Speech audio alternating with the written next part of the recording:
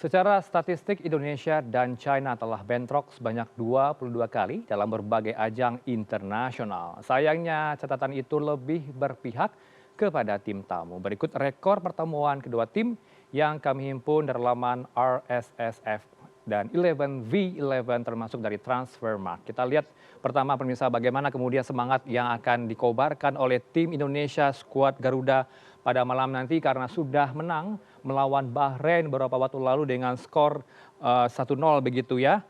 Otomatis mendongkrak posisi Indonesia di klasemen grup C saat ini dan juga meningkatkan asa untuk ke Piala Dunia 2026 nantinya akan digelar ya di Amerika Serikat, kemudian Kanada dan juga Meksiko.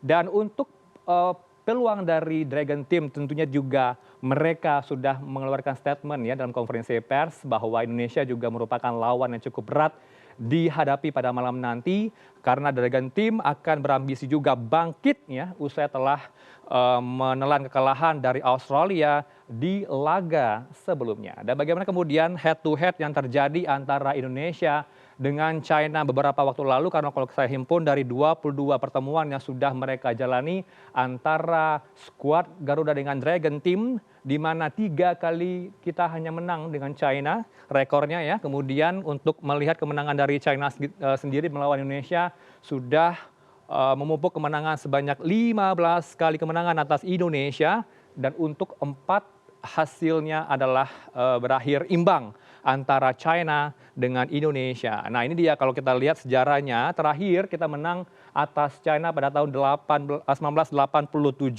di Piala Raja di Thailand dengan skor 3-1.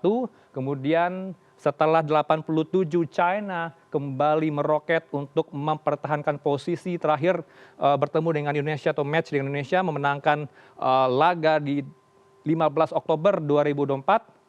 Ini menang tipis ya 2-1, China 2 dan Indonesia 1. Kemudian kalau kita lihat untuk rekor golnya Indonesia mencetak 14 gol, kemudian kita kebobolan 48 kali dalam 22 match atau 22 pertemuan. Kita lihat head to head yang terjadi sepanjang sejarah antara skuad Garuda dengan Dragon Team. Ini dia kita hanya 3 kali menang dengan China di tahun 1957 dengan skor 2-0 di kualifikasi Piala Dunia.